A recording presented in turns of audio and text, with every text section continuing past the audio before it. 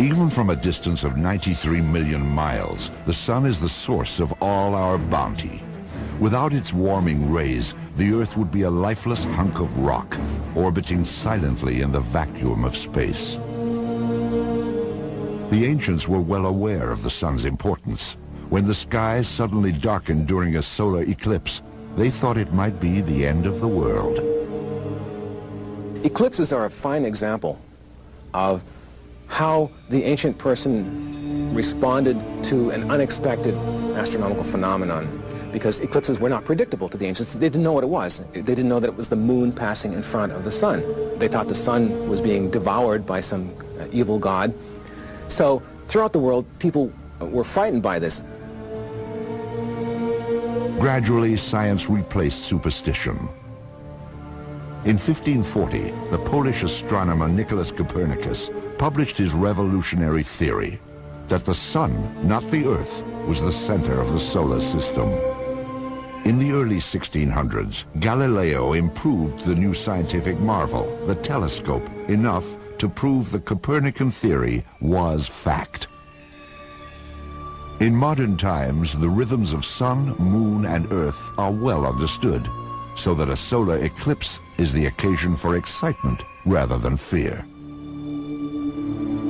And so it was that on July 11th, 1991, families around Mexico City gathered on street corners to witness one of the longest solar eclipses of the century. They brought telescopes and video cameras, but when they looked skyward, a surprise awaited. The people were recording the eclipse when they saw UFOs in the sky.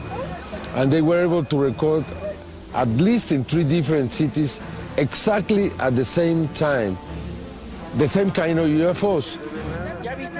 By 1:25 p.m., the sky had darkened, temperatures dropped, and something extraordinary still appeared in the skies above Mexico City. Jaime Maussan, producer of Mexico's equivalent of 60 Minutes, played some of the UFO videos on his program. They were taken at the same time from 3 different cities. The tapes ignited an immediate controversy. Critics charged that the purported UFO was nothing more than the planet Venus, which became visible during the total eclipse. In late July 1991, Maussan made an on-air request for more UFO videos. His viewers formed groups known as Los Vigilantes del Cielo, the Sky Watchers. There are many dozens of these vigilantes all around the country, and that way we can survey the sky of Mexico very effectively. We have at least from 8 to 10,000 videos in Mexico. It's the largest collection ever. Probably not all of them are UFOs. Probably some of them are balloons, some others are airplanes, but many of them, probably 10 to 15% of them, are really good, mysterious objects, something that cannot be explained easily. The object in this video moves in reverse, stops, and hovers, patterns of flight not associated with airplanes, birds, or weather balloons.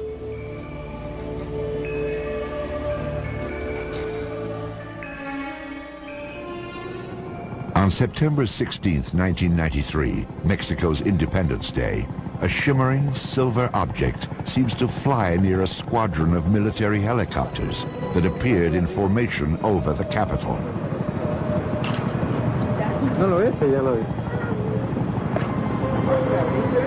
Several UFOs have been reported near Popocatépetl, an active volcano that looms some 50 miles from Mexico City.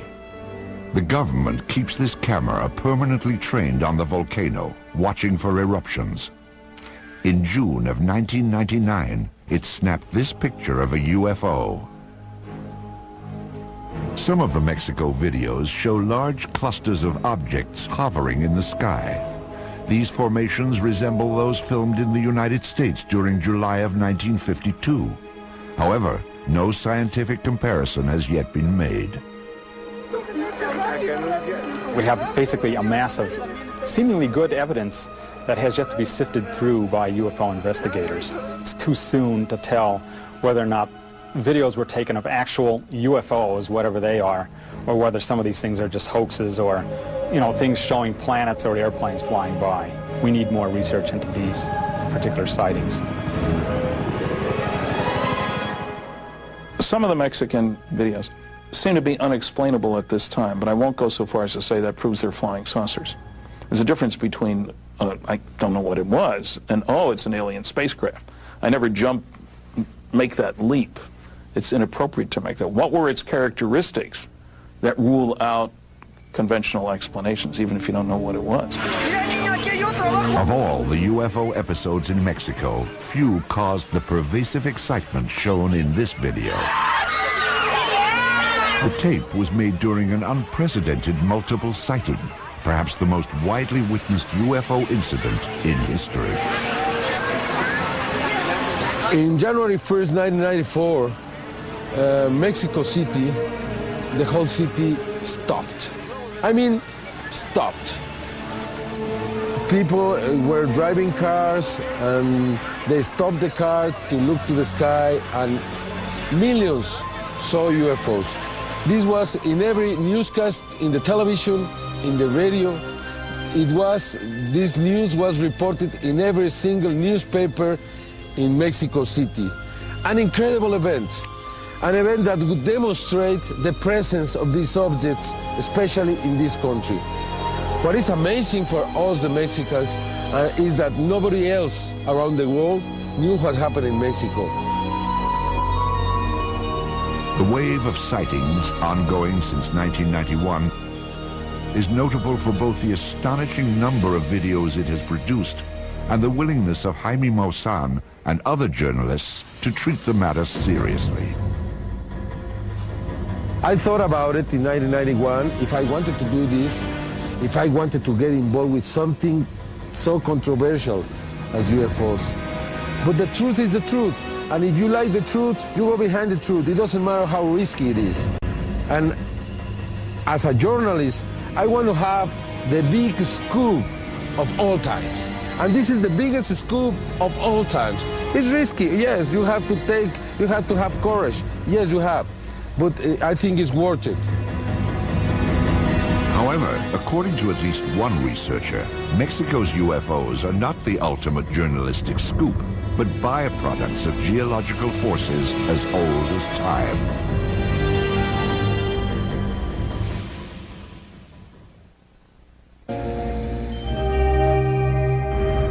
UFOs have been playing hide and seek with Earthlings for decades. Even as we open the door to the 21st century, no one has proven where UFOs come from and just what it is they want. If cave paintings, biblical accounts, and Renaissance artworks can be taken at face value, the guessing game has actually gone on for thousands of years. But some investigators have advanced a fresh theory to explain UFOs. Simply put, they are not objects from outer space, but a whole spectrum of luminous phenomena that originate within the core of the Earth itself.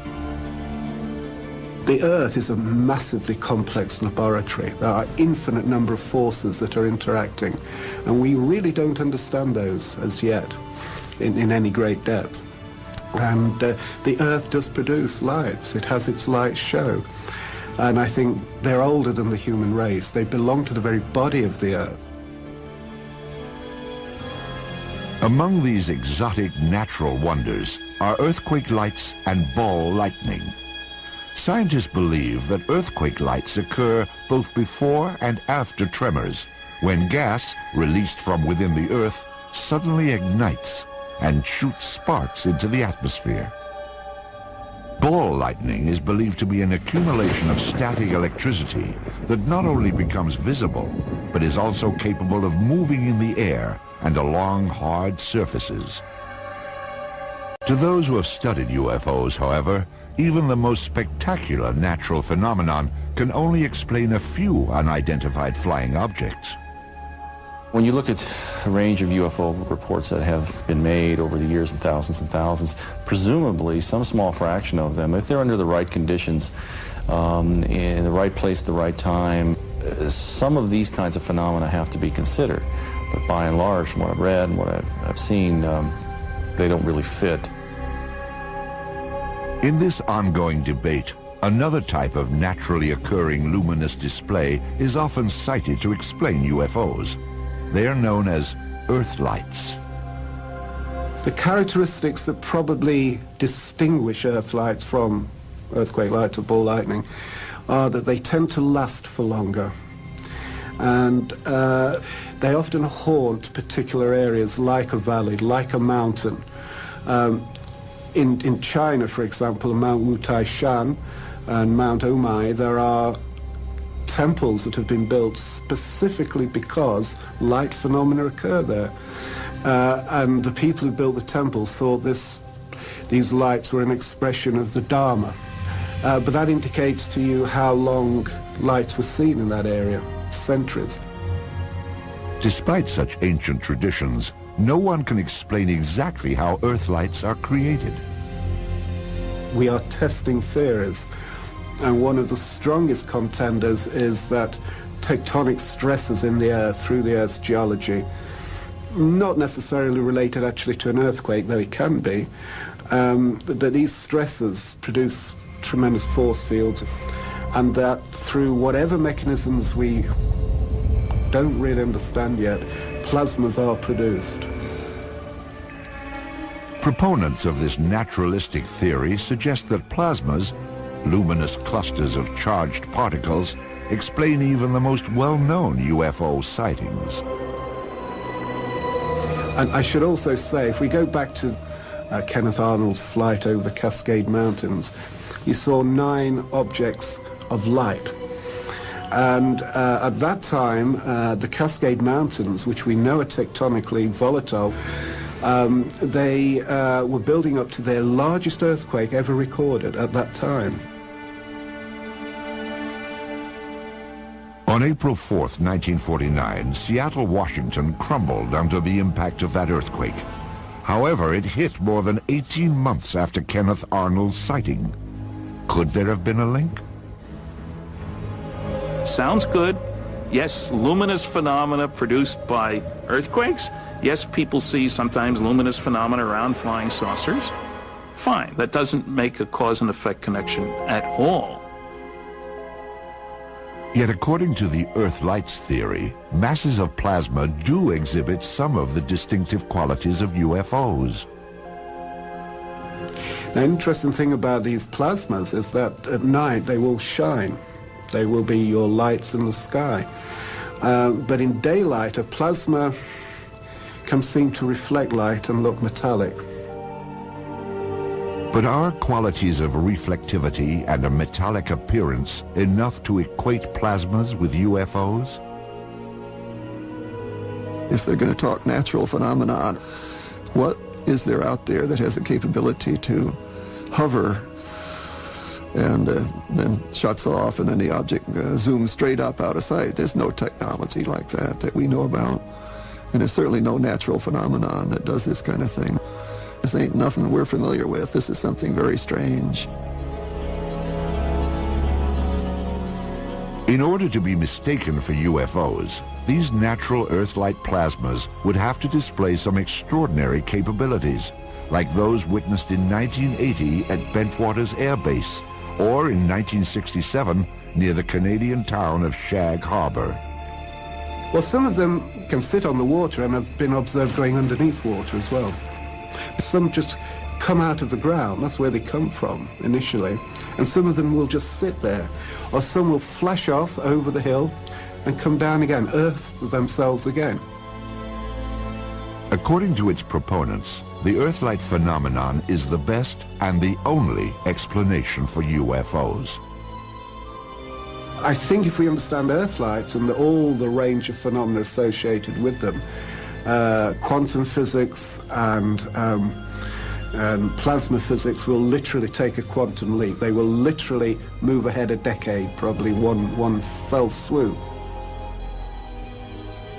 Still, UFO researchers point out what they see as a fatal flaw in the plasma Earth-light theory.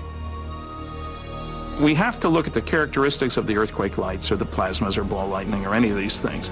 How do they move? What color are they? What size are they? These are important considerations. Then look at the same data for UFOs. Well, the typical even landed saucer is 10 to 30 feet in diameter. These plasma phenomena are literally this big. So it's the careful consideration of what are the characteristics. If you're trying to explain this with this, they have to match. Perhaps not surprisingly, the ongoing wave of Mexico City UFOs has been swept up in this controversy. Many of the mysterious lights appeared in the vicinity of the nearby volcano, Popocatépetl. It is a matter of record that the long-dormant volcano suddenly became active, precisely at the time the sightings began. During a research trip to Mexico in August of 1999, Paul Devereaux visited the ancient city of Teotihuacan, some 50 miles from the volcano, and theorized about the connection. This place is very active and volatile in a tectonic fashion. And what we found that these earth lights do frequent areas where there are active surface tectonic geological faults. And this is a prime location for that phenomenon to occur. And I think is one of the elements bound up into the whole Mexican UFO wave. The questions of whether UFOs are real or if life exists elsewhere in the universe may not be resolved by earthbound debate. There is, however, another approach. Build a rocket, blast off, and see for ourselves.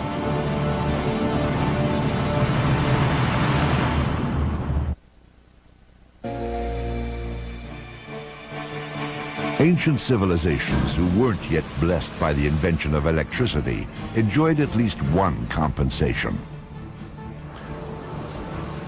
Their pristine night skies sparkled with 1,000,000 stars.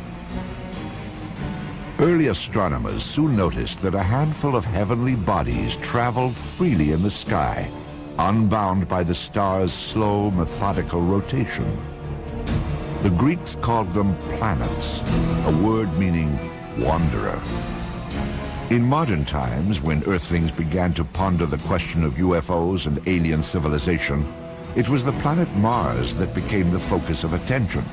If there truly were flying saucers, it was thought they would come from the mysterious red planet. In part, this belief stemmed from observations made by astronomer Giovanni Schiaparelli in 1877. He claimed that Mars was laced with channels, canali in Italian, that linked the planet's polar ice caps. Schiaparelli's canali became known as canals, and some said they were not simply natural waterways. An American astronomer named Lowell thought that these were canals that were artificially created by an alien civilization, and he began studying Mars extensively and writing books about the civilization on Mars that created these structures. And so a lot of people began thinking then about how you would communicate with the Martians. The widespread public belief that Martians were real became clear when 32 million people gathered around their radios in October of 1938. We interrupt our program of dance music to bring you a special bulletin from the Intercontinental Radio News. At least 40 people, including 6 state troopers, lie dead. Millions believed that the H.G. Wells radio drama War of the Worlds was a real report of a Martian invasion.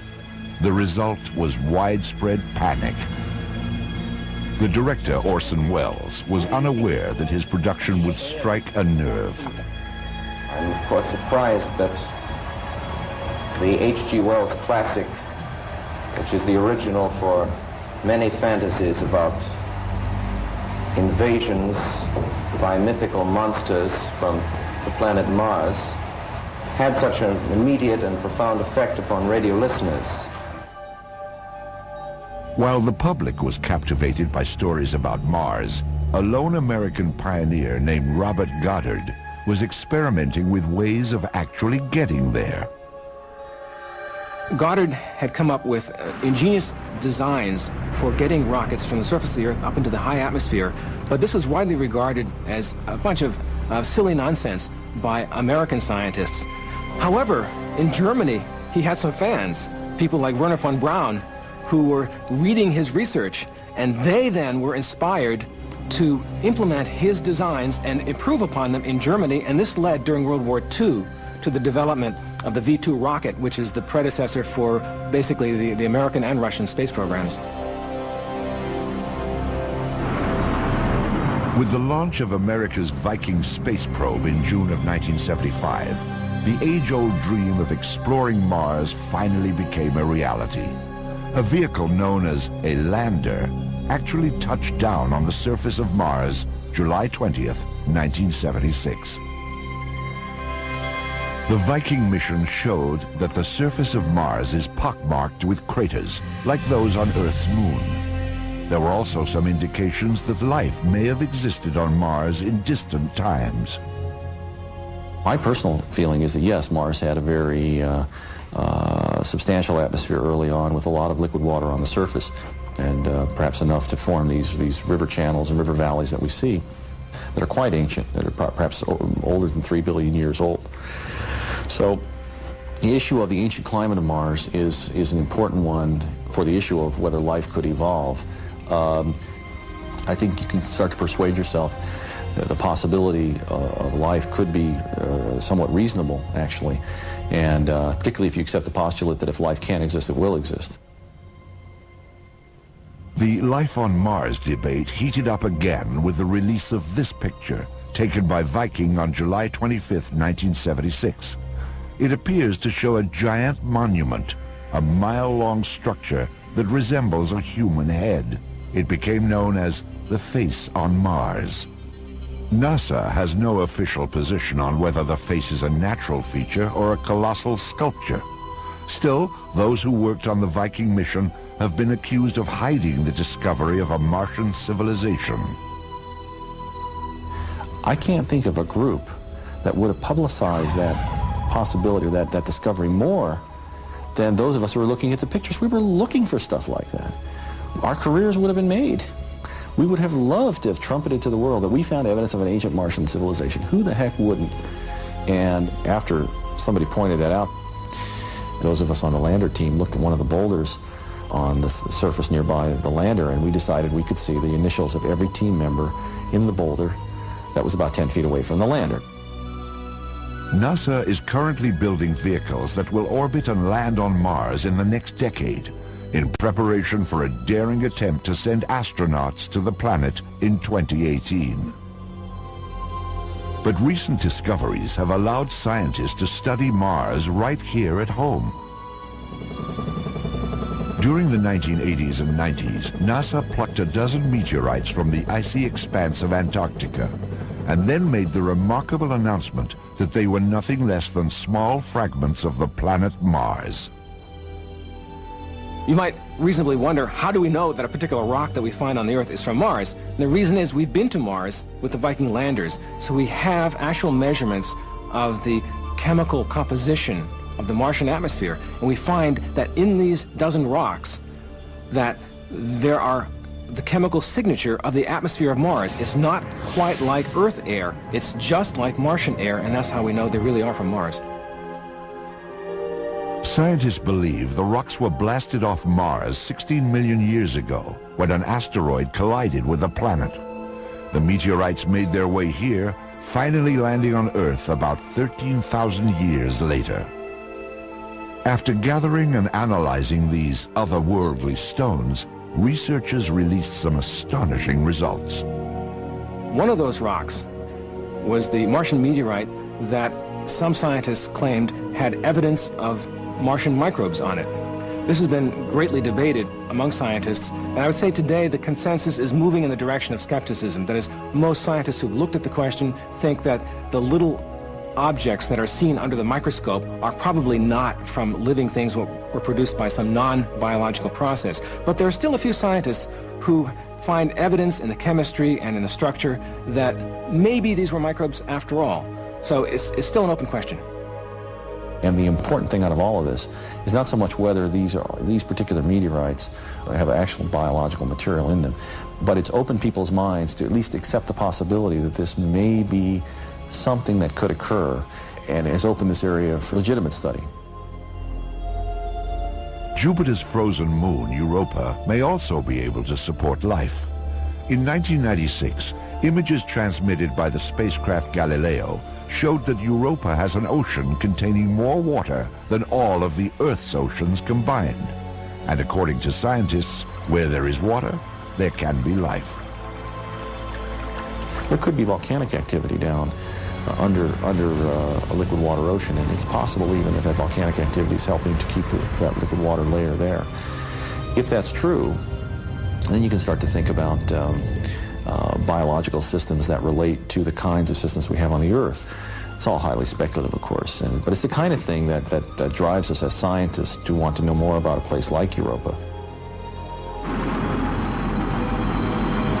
Ultimately, these interplanetary missions bolster the theory that life is not unique to Earth, a fundamental assumption if UFOs are to be taken seriously. I think it strengthens the hand of the people who believe that life is fairly commonplace within the galaxy and within the universe, because now we don't have just one example, we've got two or more examples nearby. So that's why this becomes of profound importance, perhaps one of the most profoundly important things that man has ever done. Despite the promise of discovering life in distant galaxies, current rocket technology may put the brakes on expeditions into deep space. It would simply take too long to get there. The Voyager 2 spacecraft was the fastest vehicle ever built by humans, but it still took 9 years to reach the planet Uranus, merely halfway to the edge of the solar system. To reach stars where life-supporting planets might be found, even Voyager would require a journey of 100,000 years. In the face of such daunting realities, science has come up with another way of reaching out to alien civilizations. Aim a hypersensitive radio antenna to the heavens and hope to strike up a long-distance conversation.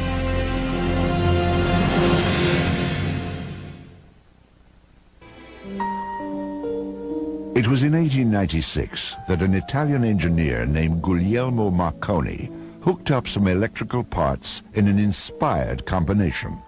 Then he sent a signal roughly 1 mile, not over wires, but directly through thin air. Marconi refined his invention, and in 1901 he sent the first radio broadcast across the Atlantic Ocean. A message that would have taken Christopher Columbus several months to deliver could now be sent in the blink of an eye. Within a few decades, radio had taken its place at the center of modern life. Sports, politics, entertainment, and commerce were revolutionized by the ability of sound and music to travel magically through the air. People began listening for Martians. They began to wonder, is there a Martian civilization that might be signaling to us? People like Marconi listened for these, and they occasionally announced that they had discovered signals from Mars. We now think that that was probably wrong, because there was a type of signal that they were probably picking up that they didn't know about then, but we now understand. This is a strange kind of signal called a whistler. It's produced by lightning, but it's lightning that's been transformed by the Earth's atmosphere into a strange signal that sounds just like a whistle. Like that. And so you get what sounds like an artificial signal, but it isn't. The intergalactic eavesdropping continues today, but with far more powerful receivers. These are radio telescopes pointed toward the heavens in a search for faint signals from outer space. Some physicists believe they may well hold our best chance of contact with intelligent beings from other planets. At Harvard University in Cambridge, Massachusetts, Earth's most sophisticated detector in the search for life in outer space is being updated in a laboratory. It will look for answers to one of humanity's oldest questions: is anybody out there? The project is headed by Dr. Paul Horowitz.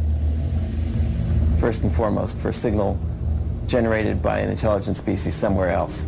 We have to guess what kind of signal that might be. First of all, is it light? Is it radio waves? Is it particles? Best guess is it's radio waves. Best guess amongst the radio wave possibilities are microwaves. What kind of signal there? It's anyone's guess. Some people believe a carrier, a single long transmission, a transmitter left on, probably saying nothing, just saying I'm here. Of course, radio has been around for over 100 years. But only in the last decade have computers become powerful enough for SETI, the search for extraterrestrial intelligence. Specialized chips and circuit boards comprise the brain of the radio telescope system. It will process the stream of signals captured by a giant antenna. Our search uses an 84-foot steerable radio telescope. Looks like a backyard satellite dish, but much bigger. It can collect rather weak signals and concentrate them at the focus. There we have some very sensitive amplifiers, the best that can be made these days, to strengthen that very weak signal.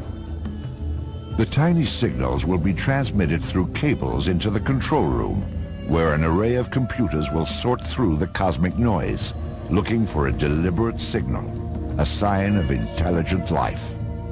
Occasionally we find strange signals there, really interesting signals that look like the kind of thing that might be produced artificially by another civilization. But if you got a repeat of the signal at the same frequency and the same point in the sky, that would tell you it was not a random event on the surface of the Earth or inside of your computer. We would have to say that it's most likely being produced by another civilization some distance away. The problem is none of these signals has ever repeated, but it's enough to keep us intrigued and wanting to continue. But what are the odds that we will get a signal from some exotic civilization? That there's other life in the universe, guaranteed. That there's other life in the galaxy, guaranteed. Any odds you like, absolutely cannot be any other way. That there's advanced life somewhere in the universe, guaranteed. Somewhere else in the galaxy, so extremely probable that I would give you at least 100 to 1 odds that interstellar communication could well be taking place. Even with these unbeatable odds, the quest for radio contact faces at least one possibly insurmountable obstacle. A lot of people, both scientists and people who are critical of SETI, have said maybe an advanced civilization would use some equipment that's far beyond anything we could possibly know about, and so SETI isn't even worth doing. And that's possible. It could be that there's some technique for communicating across the distances between stars that we have no conception of and we will not be able to do for 1,000 years. But they probably thought about this too. And they probably went into their museum and they said, what did we use 1,000,000 years ago in the primitive part of our civilization to communicate across distances? And they said, oh, there's this thing they used to call radio. And that's what we could use if we wanted to communicate with a primitive civilization that doesn't know the advanced stuff that we know. So I'm hoping that they're using the galactic equivalent of Boy Scout technology to send a signal that a civilization as primitive as we are could detect. If such a scenario plays out, we may be able to achieve distant rather than close encounters with extraterrestrial beings. Dr. Horowitz believes that one day, SETI will indeed receive a message from other intelligent life in the universe. And this will be quite an event. This will be the first bridge across 4 billion years of independent life start and evolution. It'll be the end of Earth's cultural isolation in a galaxy and a universe containing surely millions of other civilizations. It will be without doubt the greatest discovery in the history of humankind. Until that broadcast is received, we remain the eyes and ears of the universe, ever alert for a tiny signal that tells us we are not alone. However, during the 1980s, some UFO researchers came to believe that there were abundant signs right here on Earth that visitors from outer space had made contact. The clues were the so-called crop circles, large and often intricate patterns carved into fields of grain across Britain. Crop circles were connected to the UFO phenomena beginning in the early 80s, soon after they appeared in England, because people figured round marks on the ground, gee, they're like UFO traces that UFOs have left before, so why not UFOs causing these things? Because they are mysterious, they can't seem to find the source of them. These mysterious forms began to appear in Bratton, Wiltshire, England, around 1980. Farmers here called the simple shapes corn circles and wrote them off as a quirk of nature. But the months and years that followed brought an explosion of new sightings. Crop circle magazines soon emerged to publicize the elaborate and beautiful patterns that were now visiting other crops. Researchers who call themselves cereologists stepped in to catalog these strange patterns and discover common traits. But are crop circles evidence of alien visitors? To solve the mystery, a commercial film company in England undertook a nighttime stakeout of a cornfield in Wiltshire in 1991. It was here that filmmakers made a startling discovery. Thermal imaging equipment revealed the faint outline of humanoid shapes moving in a circle. The shapes were in fact quite human. They belonged to a pair of Englishmen named Doug Bauer and Dave Chorley. Doug and Dave claimed responsibility for dozens of the complex patterns that had caused so much mystery. Many circles, the twosome pointed out, were even signed with their initials, D and D. The circles that we created in 1978 with the standing walls of corn as if they'd been cut out of pastry with a knife, they were our doing, and we started it way back in that time. However, numerous crop circles have now been observed in Canada and the United States, in addition to those that continue to appear all across England. Doug and Dave didn't make those. They would have to have been lickety-split all over the planet. Having said that, that doesn't mean I find a UFO connection. There really aren't any good cases of people seeing the saucer making the crop circle. It's another one of these interesting anomalies that should be studied at the university level and isn't being. Even without crop circles, most UFO researchers believe that unexplained photos and irrefutable eyewitness testimony make the case that UFOs are real and visiting Earth with alarming regularity.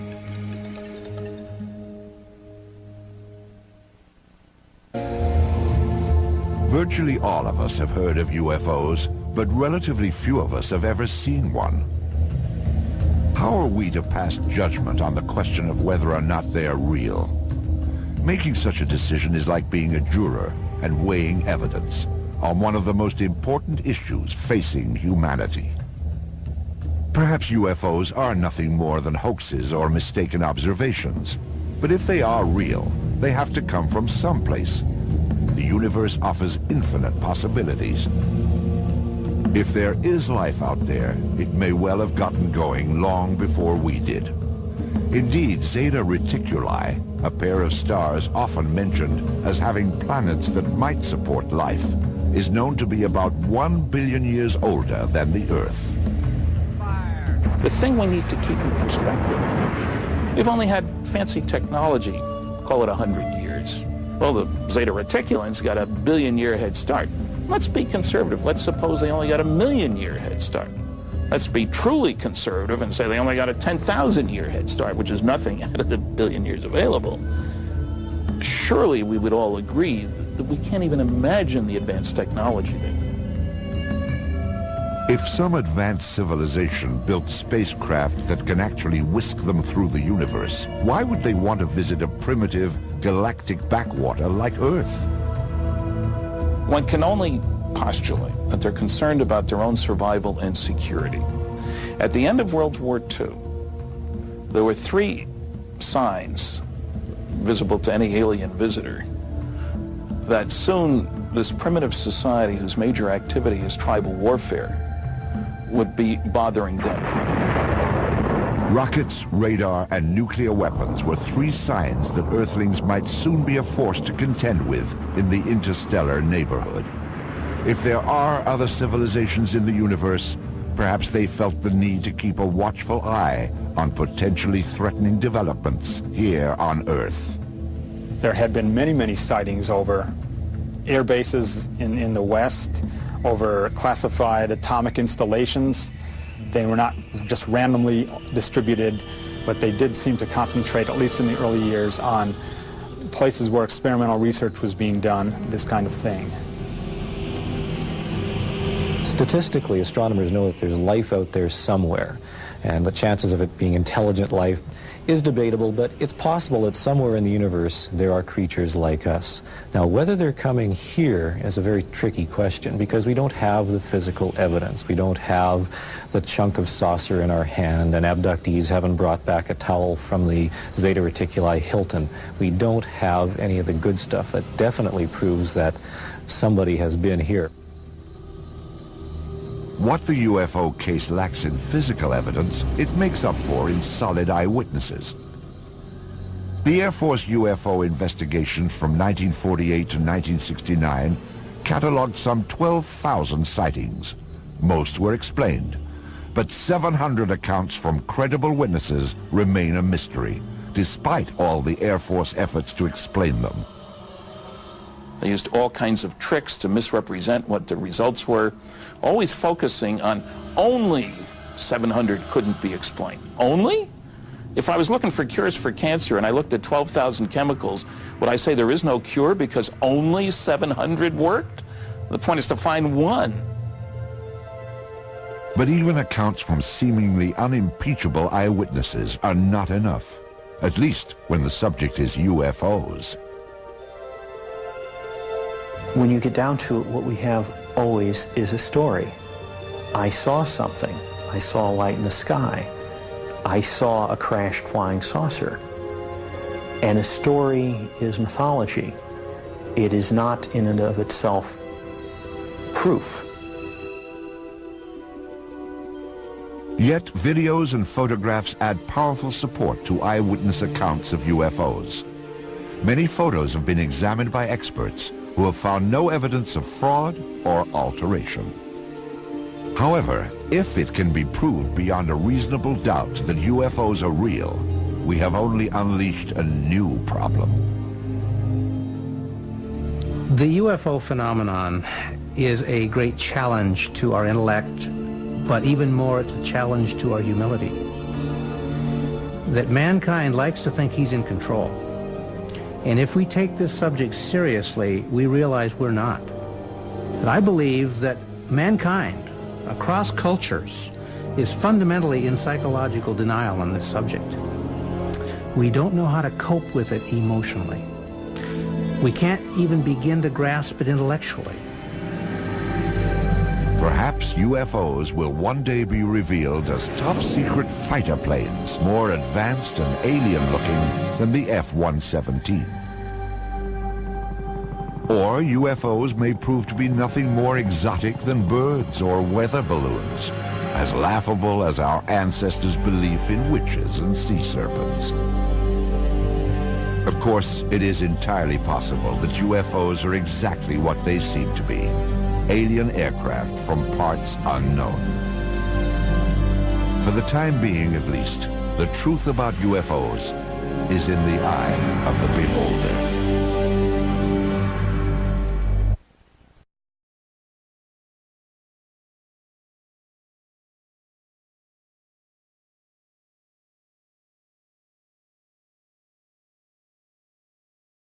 Sightings, ongoing since 1991, is notable for both the astonishing number of videos it has produced and the willingness of Jaime Maussan and other journalists to treat the matter seriously. I thought about it in 1991, if I wanted to do this, if I wanted to get involved with something so controversial as UFOs. But the truth is the truth. And if you like the truth, you go behind the truth. It doesn't matter how risky it is. And as a journalist, I want to have the big scoop of all times. And this is the biggest scoop of all times. It's risky, yes, you have to have courage. Yes, you have. But I think it's worth it. However, according to at least one researcher, Mexico's UFOs are not the ultimate journalistic scoop, but byproducts of geological forces as old as time.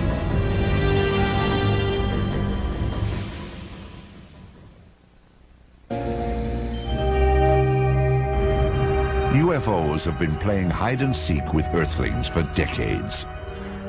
Even as we open the door to the 21st century, no one has proven where UFOs come from and just what it is they want.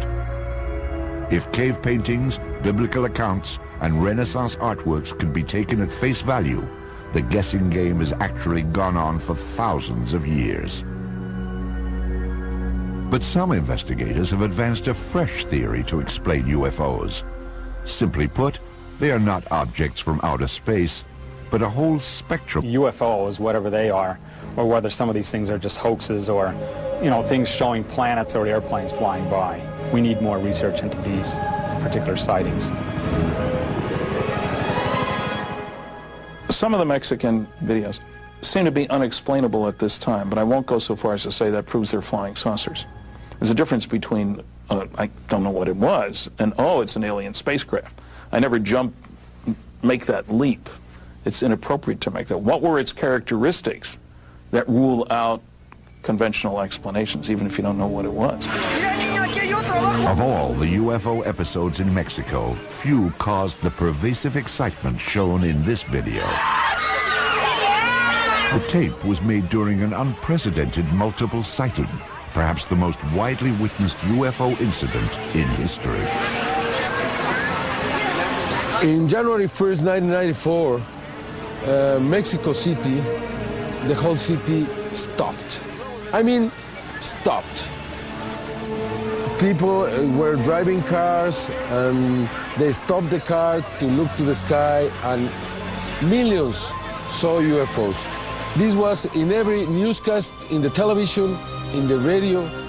This news was reported in every single newspaper in Mexico City. An incredible event.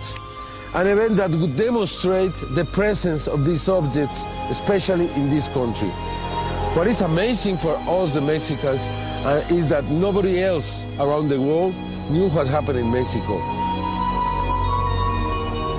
The wave of families around Mexico City gathered on street corners to witness one of the longest solar eclipses of the century. They brought telescopes and video cameras, but when they looked skyward, a surprise awaited. The people were recording the eclipse when they saw UFOs in the sky. And they were able to record, at least in 3 different cities, exactly at the same time, the same kind of UFOs. By 1:25 p.m., the sky had darkened, temperatures dropped, and something extraordinary still appeared in the skies above Mexico City. Jaime Maussan, producer of Mexico's equivalent of 60 Minutes, played some of the UFO videos on his program. They were taken at the same time from 3 different cities. The tapes ignited an immediate controversy. Critics charged that the purported UFO was nothing more than the planet Venus, which became visible during the total eclipse. In late July 1991, Maussan made an on-air request for more UFO videos. His viewers formed groups known as Los Vigilantes del Cielo, the Sky Watchers. There are many dozens of these vigilantes all around the country, and that way we can survey the sky of Mexico very effectively. We have at least from 8,000 to 10,000 videos in Mexico. It's the largest collection ever. Probably not all of them are UFOs. Probably some of them are balloons.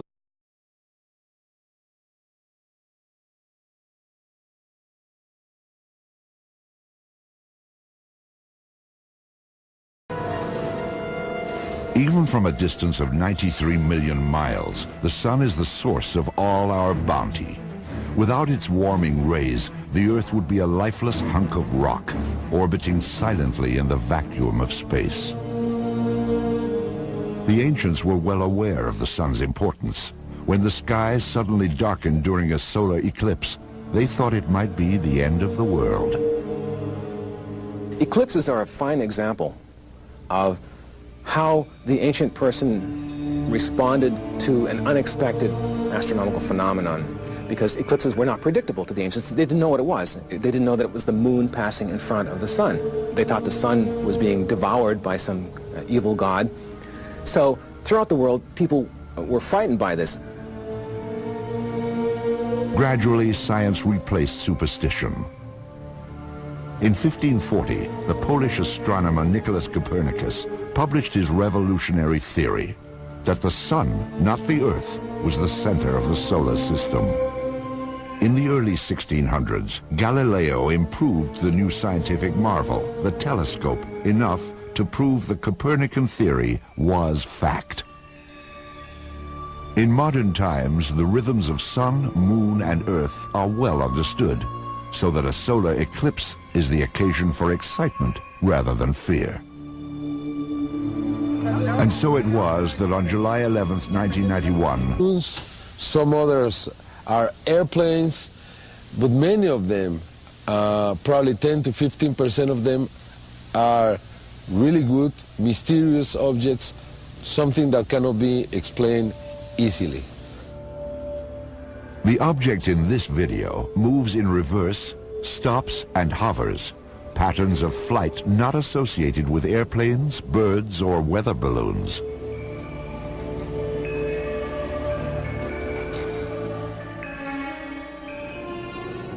On September 16, 1993, Mexico's Independence Day, a shimmering silver object seems to fly near a squadron of military helicopters that appeared in formation over the capital.